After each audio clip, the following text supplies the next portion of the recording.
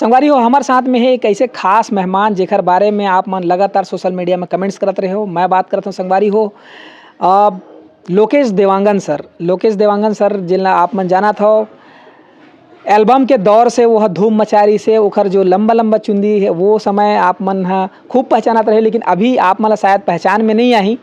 पर अभी हमन नया वीडियो इंटरव्यू ले लें सर के, तो चैनल में जाके आप मन इंटरव्यू ला देखो और मैं दुलार आशीर्वाद दो।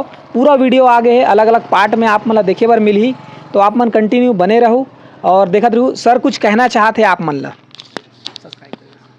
भाई आप मन जैसे सीजी नरेश चैनल ला देखत हो, सब्सक्राइब करत हो, अपन प्यार देत हो, वैसे मैं अपन ज़िंदगी के अनुभव ला शेयर करे बर ना एक चैनल बनाया हूँ Lokesh Dewangan life Mantra.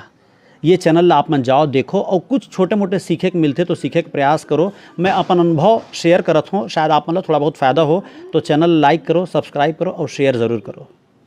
Thank you. Instagram में भी है सर? हाँ, मैं इंस्टाग्राम में भी हूँ और फेसबुक में भी हूँ। आप मन जाके लोकेश देवांगन करके सर्च कर सकत हो, वहाँ पे जाके मोला फॉलो कर सकत हो, मोला लाइक कर सकत हो। धन्यवाद। संगवारी हो फटाफट जाओ और लाइक करो, सब्सक्राइब करो, फॉलो करो, शेयर करो। धन्यवाद।